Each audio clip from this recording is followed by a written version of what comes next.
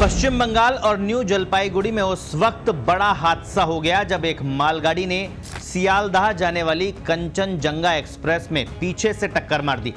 इसके बाद कंचनजंगा एक्सप्रेस की कई बोगियां हवा में उछल गई और रेलवे ट्रैक के नीचे आ गई। इस घटना में अब तक 15 लोगों के मारे जाने की खबर है। पिछले साल भी ओडिशा में रेलवे ट्रैक पर दो गाड़ियों के बीच हुई टक्कर ने एक भीषण हादसे का रूप ले लिया था। अब सवाल ये कि आखिर इस हादसे में गलती किसकी है, कौन इस हादसे का जिम्मेदार है, या फिर जब भी दो ट्रेन आपस में टकरा जाती है तो उस वक्त किसकी गलती होती है।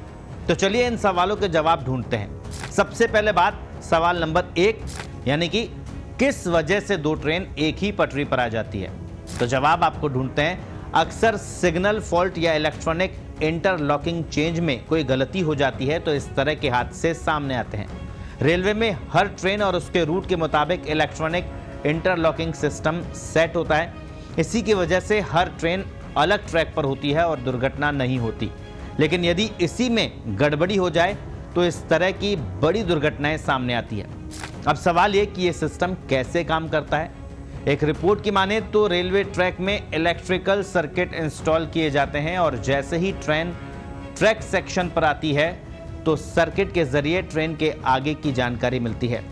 ट्रेन के आगे की सूचना मिलते ही ट्रेन सर्किट इसके आगे की जो आने की जानकारी आगे फॉरवर्ड कर देता है। इसी के जरिए EIC कंट्रोल सिग्नल जैसी चीज़ों को कंट्रोल करता है। इसके अलावा इसी के आधार पर यह जानकारी दी जाती है कि अब ट्रेन को किस ओर जाना है। जैसा कि आपने अक्सर देखा होगा कि कई जगहों पर तो पटरियां सीधी होती है, लेकिन कई जगहों पर पटरियों का जाल बिछा होता है। इसी के जरिए ट्रेन का ट्रैक चेंज किया जाता है और ट्रेन को दूसरी दिशा की ओर मोड़ा जाता है।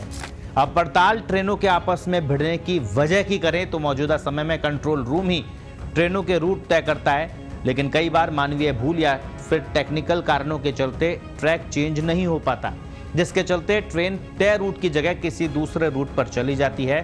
फिर जब उसी रूट पर दूसरी ट्रेन होती है तो दो ट्रेनों में भिड़ंत हो जाती है।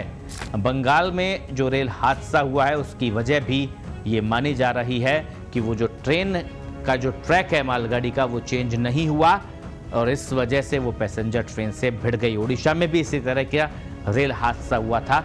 ऐसे में अब ये रेलवे जो है वो जिम्मेदारी तय करेगा कि आखिर इस ट्रेन हादसे का जिम्मेदार कौन है।